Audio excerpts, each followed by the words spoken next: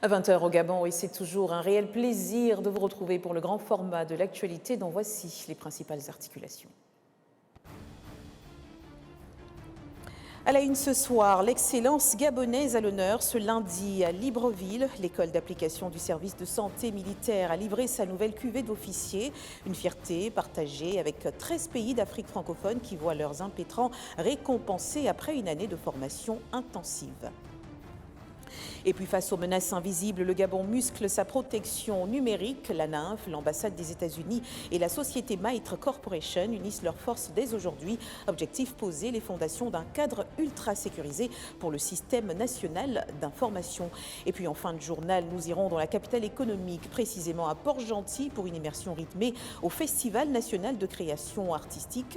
Les apprenants du Centre Freedom Expression s'emparent de la scène pour un gala de danse exceptionnel, point d'orgue de leur apprentissage. Voilà tout pour le sommaire. Une fois encore, bonsoir et bienvenue à la une de ce lundi 22 juin, la sortie de promotion de l'école d'application du service de santé militaire de Libreville. 13 pays d'Afrique francophone sont à l'honneur, confirmant ainsi le rayonnement de l'expertise gabonaise à travers justement la réussite de ses élèves officiers. Le compte-rendu d'Alexandre Israël Baoundo sur les images d'Olsen Bouini.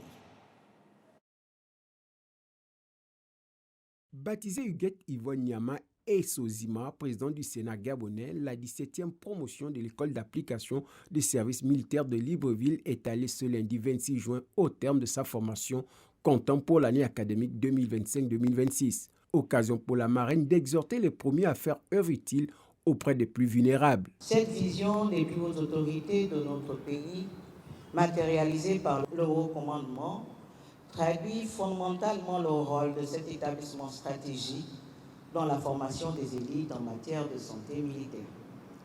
L'excellence connaît ici ravive davantage l'espoir de voir la discipline militaire être au service de la santé, en l'occurrence de nos populations, surtout celles de l'arrière-pays. Au cours de cette année académique, l'école d'application du service de santé militaire de Libreville a pu compter sur ses partenaires, dont la France. L'école a encore des projets, comme celui d'augmenter le volume des promotions ou de mieux fédérer ses alumni. Ces projets, dont certains nécessiteront des financements accrus, pour lesquels toutes les contributions seront bienvenues, seront pour la partie française traités. Pour la ministre d'État à la Défense, l'engagement des élèves officiers ne doit pas rester une simple vue d'esprit, mais plutôt un sacerdoce. Un environnement marqué par les exigences croissantes, par la multiplication des crises et par l'évolution des menaces sanitaires, les attentes des populations sont légitimes. La qualité de la formation, la rigueur professionnelle et l'esprit de responsabilité demeurent des impératifs absolus. L'école d'application du service militaire de Libreville a été inaugurée le 23 mai 2011. Elle fait partie du réseau des écoles nationales à vocation régionale. De la sécurité des hommes à celle des réseaux, je vous l'annonçais en titre, le Gabon renforce son dispositif de protection numérique. La NINF, l'ambassade des États-Unis et la société Maitre Corporation ont lancé ce jour et ce jusqu'au 2 juillet prochain une grande mission de sécurité numérique. Objectif de tout ceci, consolider le cadre national de cybersécurité avec les acteurs institutionnels du pays. On regarde. Dans un monde de plus en plus dépendant du numérique, les administrations comme les entreprises font face à des risques cybernétiques de plus en plus complexes. Le Gabon s'inscrit ainsi dans une dynamique de renforcement de sa résilience numérique à travers un programme structurant dédié à la cybersécurité. L'idée, c'est d'emmener le pays vers une certaine maturité. Et donc, si on prend la maturité de 0, il faut l'emmener à 10. C'est un travail qui se fait de manière progressive. Donc, oui, ils tiennent bien compte des facteurs environnants, des endroits où ils partent. L'initiative constitue un appui essentiel pour consolider la sécurité des systèmes d'information et renforcer la capacité de résilience du pays face aux menaces numériques.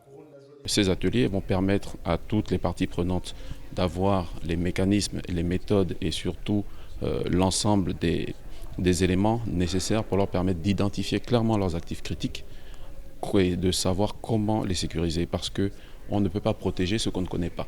Pour les participants, ce séminaire a constitué une opportunité d'apprentissage et de renforcement de connaissances sur les enjeux liés à cette thématique. Ce séminaire, éventuellement, est un plus au niveau national et toutes les entités, n'est-ce pas, du ministère du Transport sont aujourd'hui assignées à se mobiliser et à prendre ce train en marche pour le bien-être de la nation gabonaise. À travers cette coopération et ce transfert de compétences, le Gabon poursuit ses efforts pour bâtir un environnement numérique plus sécurisé et mieux préparé aux défis du cyberespace. Autre dossier stratégique est désormais sur la table du gouvernement, la relance économique. Le vice-président Herman Imongo a reçu le rapport officiel des travaux du Haut Conseil pour l'investissement tenu du 4 au 20 juin dernier. Un document clé qui compile les recommandations du secteur public et privé pour stimuler l'économie nationale. Écoutons les réactions à l'issue de cette remise. Le 30 avril dernier, en effet, le chef de l'État instruisait le gouvernement de refonder de manière pérenne et pragmatique le dialogue public-privé à travers le Haut Conseil pour l'investissement. Je tiens d'entrée de jeu à saluer l'engagement remarquable de chacune et de chacun d'entre vous qui avez œuvré sans relâche au sein des 8 groupes de travail thématiques paritaires pour apporter des réponses concrètes aux préoccupations légitimes de notre tissu économique. Mesdames et messieurs, les conclusions issues de vos sessions techniques approfondies témoignent de la maturité renouvelée de notre partenariat. Les 8 groupes thématiques ont pleinement accompli leur mission en consignant l'ensemble de leurs recommandations dans la feuille de route opérationnelle et le rapport qui vient de m'être solennellement remise. Mesdames et messieurs, chaque engagement souscrit dans le cadre de cette feuille de route fera l'objet d'une évaluation régulière adossée à des indicateurs de performance précis. Sur le plan institutionnel, je vous annonce que ce document fera l'objet de discussions approfondies lors du Conseil interministériel de ce mercredi 24 juin 2026 en vue de son adoption formelle en Conseil des ministres. Par ailleurs, l'ambition de transformation structurelle de notre économie ne saurait se circonscrire à la seule capitale. Ce dialogue public-privé que nous venons de relancer avec succès à Libreville doit impérativement être dupliqué à l'intérieur du pays. Notre objectif est d'offrir un cadre d'échange permanent et structuré entre nos opérateurs économiques locaux, les gouvernorats, les municipalités et les conseils départementaux. Mes équipes, de concert avec celles de l'ANPI, veilleront scrupuleusement à la matérialisation et au déploiement de cette instruction sur toute l'étendue du territoire national. C'est ensemble, dans cet esprit de co-responsabilité et de confiance restaurée, que nous bâtirons une économie gabonaise plus forte, plus compétitive, plus diversifiée et plus inclusive. Restons dans l'action institutionnelle, mais du côté de l'administration, cette fois, à la veille de la Journée internationale du service public, célébrée ce 23 juin, la ministre de la fonction publique, Laurence Ndong, a décliné ce jour le programme des activités prévues pour les 24 et 25 juin prochains au sein de son département. Le point complet de cette actualité avec Divine Otman. Mettre en lumière le rôle des agents publics dans le fonctionnement de l'État et promouvoir une administration toujours plus performante, c'est l'objectif poursuivi à travers la célébration de la Journée internationale du service public au Gabon. Le thème national retenu pour cette édition 2026 est « Capital humain, innovation et performance, bâtir une administration publique moderne au service des citoyens ». Ce thème traduit la conviction qu'aucun pays ne peut se développer durablement sans une administration compétente, intègre, performante et proche des citoyens. Car le service public est le visage quotidien de l'État. Cette commémoration intervient dans un contexte marqué par plusieurs réformes engagées au sein de l'administration publique, avec pour ambition d'améliorer la qualité du service rendu aux usagers et de renforcer l'efficacité de l'action publique. Pour cette année, sur l'esplanade du ministère de la fonction publique, sera déployé les mercredis 24 juin et jeudi 25 juin à partir de 9h, le village du service public.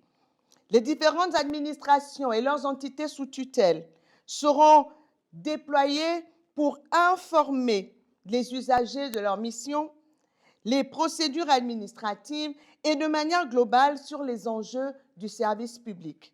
À travers cette célébration, les autorités entendent renforcer la culture du service public, valoriser les compétences des agents de l'État et rapprocher davantage l'administration des citoyens conformément aux orientations de modernisation portées par le gouvernement.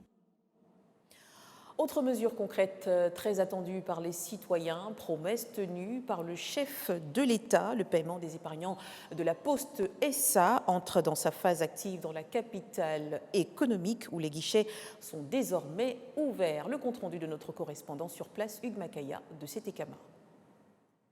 À l'instar des autres Gabonais concernés par l'opération, les épargnants de la Poste SA de la ville de Port-Gentil sont invités à passer à la caisse pour se faire rembourser. Le processus, vraiment, il est bien lancé, on a bien démarré. Vous voyez ce que je tiens dans ma main, ce sont les bons de caisse. Donc, pour les épargnants, on leur distribue leurs bons de caisse, ils vont vers le trésor se faire payer. Vraiment, je dis encore merci au chef de l'État. En dépit de quelques manquements liés notamment à l'organisation, cette opération a été un ouf de soulagement pour de nombreuses familles de la capitale économique qui n'y croyaient plus. C'était un effet de satisfaction parce qu'on ne s'entendait pas qu'on nous rembourse. Aujourd'hui, on est très heureux de recevoir ce qu'on a pu épargner depuis de longues dates. Et puis, c'est un coup de joie. Et si ça peut continuer comme ça pour tout le reste, et qu'il y a beaucoup d'évolution dans le pays, on sent que le président vraiment contribue pour son peuple. Si nous n'avions pas eu le communiqué qui disait qu'il faut un recensement en 2026 pour avoir récupéré ce que nous avions laissé ici, c'est la sueur de mon front et c'est la sueur de tous les Gabonais qui sont ici. Prévu pour se faire en 2 phases, le remboursement des épargnants de la capitale économique concerne 569 Gabonais, soit un montant total de 118 829 788 francs. Autre initiative, cette fois tournée vers l'environnement, l'Eco-Makers Challenge porté par Morel & Prom Gabon a livré son verdict après des semaines de compétition axée sur le recyclage du plastique. Les projets les plus créatifs des élèves de Port-Gentil et de Lambaréné ont été primés. Le compte-rendu de Naomi Chinéré. Après mois d'activités mêlant sensibilisation, immersion environnementale et ateliers pratiques, l'heure était à la récompense pour les participants de la 2e édition de l'Eco-Makers Challenge. Initiée par Morel & Prom Gabon avec l'appui de l'association La Dynamique de Maniang, cette initiative a permis aux élèves issus de plusieurs établissements de Port-Gentil et de Lambaréné de découvrir les enjeux du développement durable et les possibilités offertes par le recyclage des déchets plastiques. Nous avons franchi un cap important en passant de 60 élèves à 120 élèves. Donc les objets pédagogiques et les solutions de tri que ces élèves ont créés resteront dans leur établissement pour transformer durablement leur environnement. À travers cet exercice, l'entreprise entend encourager l'émergence d'une conscience écologique chez les jeunes, tout en valorisant leur esprit d'innovation. À tous les élèves participants, je tiens à vous adresser nos sincères félicitations pour la qualité du travail accompli. Au-delà de la compétition, cette 2e édition de l'Eco-Makers Challenge confirme la volonté de ses promoteurs de faire de la jeunesse un acteur à part entière de la préservation de l'environnement. Une démarche qui s'inscrit dans la sensibilisation aux enjeux climatiques et dans la promotion des comportements éco-responsables auprès des générations futures.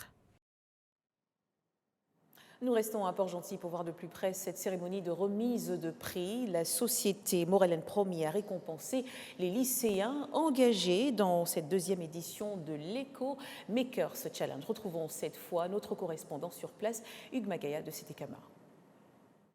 La 2e édition du programme Eco-Makers Challenge de la société Morel & Prom vient de se refermer.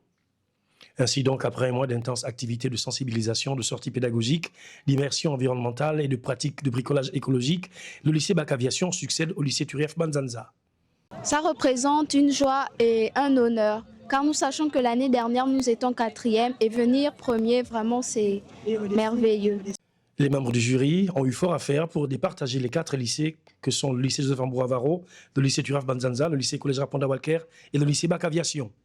Alors pour choisir le gagnant d'aujourd'hui, les critères étaient au nombre de 4.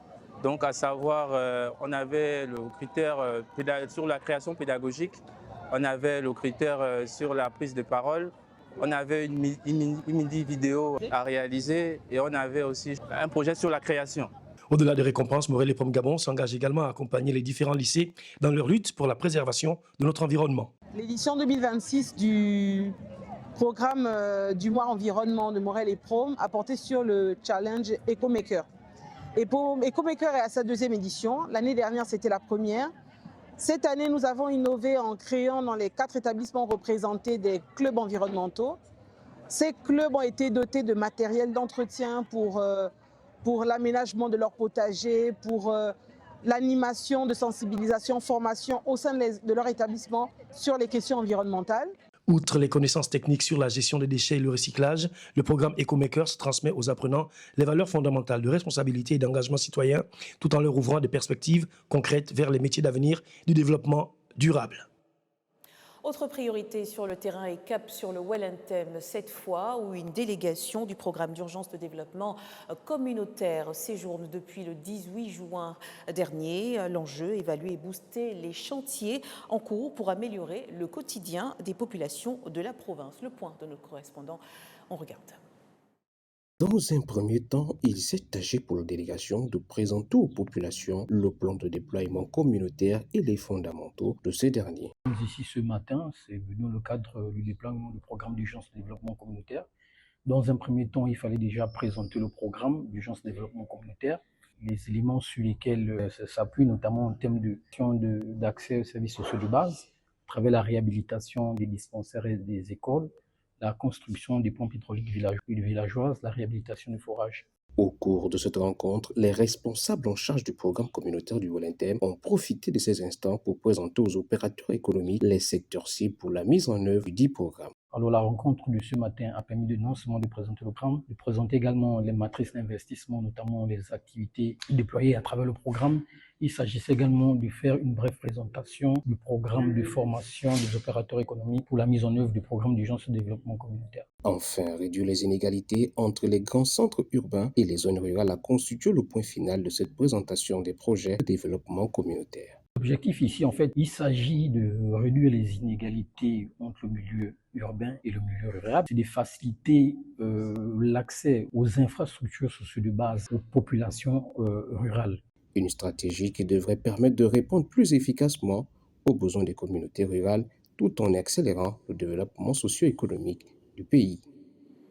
Rien à voir avec ce qui précède. Au Gabon, près de 15 115 personnes vivent encore sans existence légale.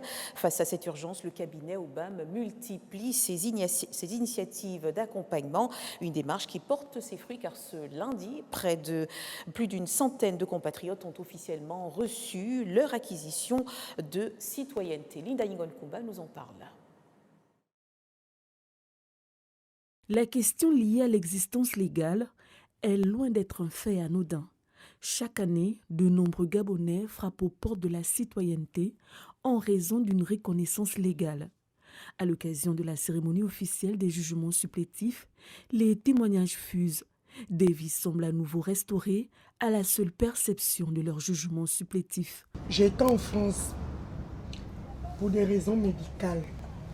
Mon passeport expirait dans quelques semaines. Je suis venu. On m'a demandé d'introduire le dossier ici. Je n'étais pas sûre. On m'a parlé de 3 mois. Je suis revenu. Je suis venu les menacer ici, là. Que si je meurs, ce sera à cause de vous. Ma situation avant aujourd'hui était vraiment une situation compliquée. 5 mois pour obtenir tout ce que j'ai obtenu aujourd'hui, mon jugement supplétif. Presque 3 ans de temps, j'étais même déjà découragée, mais en même temps le maître me rassurait toujours et voilà, le document il est sorti. Ce combat en faveur de la citoyenneté, Maître Obam le porte depuis plusieurs années. D'ici 2030, son ambition est claire, restaurer la dignité identitaire des Gabonais. La génération actuelle est en train de réparer les erreurs commises par nos arrière-grands-parents. Donc, nous devons nous détacher de la lamentation, mais plutôt aller dans le sens de ce que prévoit la législation. Une touche dans la façon de suivre ces dossiers, sans pourtant ajouter leur touche, c'est-à-dire aller fricoter avec du faux. Ce lundi, plus d'une centaine de bénéficiaires ont reçu leur jugement supplétif. Un geste simple, mais porteur de sens pour les récipiendaires qui y voient un nouveau départ. L'actualité nationale, c'est aussi l'éducation. Si les vacances scolaires ont démarré pour certains, la pression monte pour d'autres. Les candidats aux examens de fin d'année sont en plein dans les répétitions, bien décidés à mettre toutes les chances de leur côté. Le point de Vincent Bailly. 200 élèves prennent part au cours de soutien organisé par l'un des fils de la commune, Pascal Franck Nzedonze. Nous avons fait cours d'économie avec M. Romba. Les cours ont été très bien expliqués et nous avons pu assimiler quelques notions. Je trouve cette initiative vraiment c'est vraiment boostant. Ça nous booste les élèves des terminales à redoubler d'efforts à travers les cours que nous avons pu voir ici en classe. Les examens approchent à grands pas. Ces cours leur sont offerts pour augmenter leurs chances de réussite. Nombre d'entre eux éprouvent des difficultés multiformes pour rester concentrés et assimiler les enseignements reçus au courant de l'année. Le prépa leur permet de faire le point sur les matières essentielles. Tout au long de l'année, j'avais oublié quelques notions comme la croissance économique et grâce aux cours et aux profs d'économie, j'ai pu revoir ça en mémoire. Ce prépa est bénéfique pour nous, c'est pour obtenir les meilleurs résultats pour le bac 2026. Pascal Franck Nzedonze se tient aux côtés de ses concitoyens au vu de favoriser leur progrès social. La solidarité prônée par les plus hautes autorités du pays. L'objectif que nous voulons atteindre derrière cette activité, c'est la réussite de l'ensemble des élèves participant au prépa-bac. Puisque nous savons que la préparation détermine le succès, donc par ce dispositif d'accompagnement, nous allons préparer nos élèves au succès. Le baccalauréat 2025-2026 est prévu pour se tenir du 14 au 18 juillet. Et l'on clôture ce journal avec votre traditionnel clin d'œil. Je vous l'annonçais d'ailleurs en titre. C'est l'un des événements les plus attendus du Festival national de création artistique, le Gala de danse. Une magnifique restitution sur scène du talent et des connaissances acquises par les apprenants du Centre d'art Freedom Expression de Port-Gentil. C'est le coup de projecteur de ce soir signé Davila Oboula sur les images de Noé Zamba-Zamba. On regarde.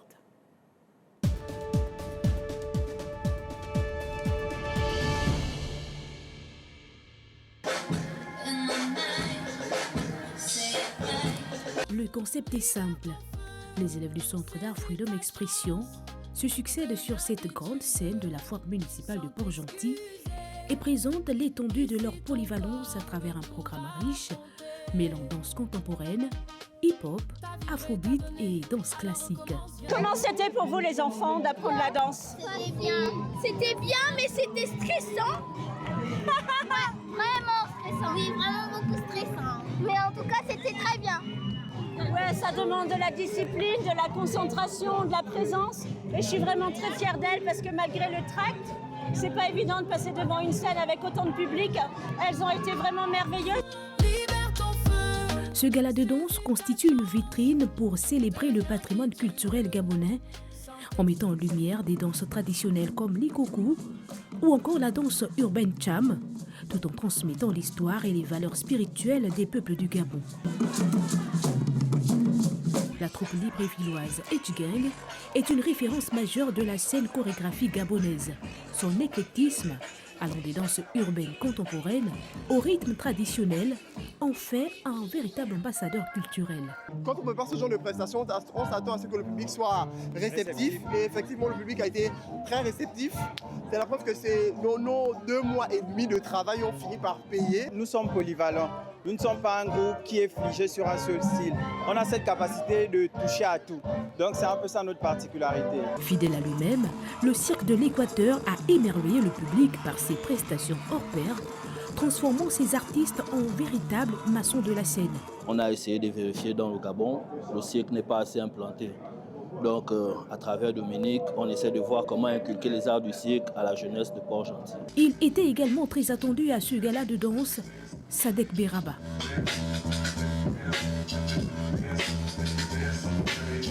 Accompagnée de ses danseuses, les Lady Métrie, la troupe Murmuration a offert une prestation hypnotique et géométrique acclamée par le public. Est-ce que c'est facile de danser avec Sadek? Il faut beaucoup de travail, il faut de la coordination, il faut comprendre le corps, le carré, tout ça, mais en vrai c'est que du travail. Et après voilà, on réussit un petit peu à faire des petits shows quoi. Et là on a pu avoir la chance de voir énormément d'artistes différents, des tableaux différents, culturellement riches d'ici, et on est très content pour ça. Et très content d'avoir partagé aussi avec le public qui est le meilleur d'Afrique. L'événement phare de la capitale économique du Gabon, dirigé par le chorégraphe Dominique Ndon, reflète la polyvalence artistique enseignée au sein de l'école Freedom Expression. C'est un défi supplémentaire qui a été relevé avec succès. La réussite ne vient pas simplement de l'organisation de Freedom Expression. La réussite vient aussi de toutes les personnes qui vont témoigner des bienfaits de cet événement-là. La deuxième édition du festival, axée sous le thème « Pierres précieuses », a révélé le riche potentiel artistique local.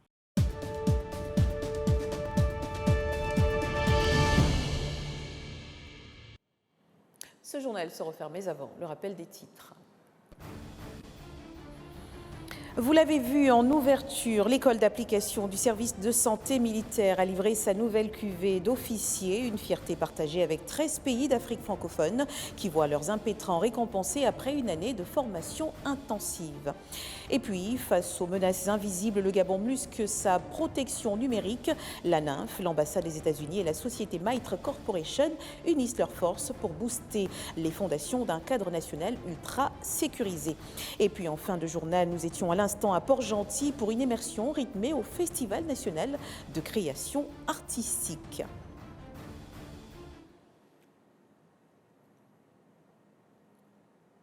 Et voilà, c'est la fin de ce journal. Merci de l'avoir suivi. Et l'information se poursuit sur notre antenne et les différentes plateformes de communication. Et comme vous le savez déjà bien, le meilleur du Gabon, de l'Afrique et du monde, c'est ici, sur Gabon 24 et nulle part ailleurs. Au revoir.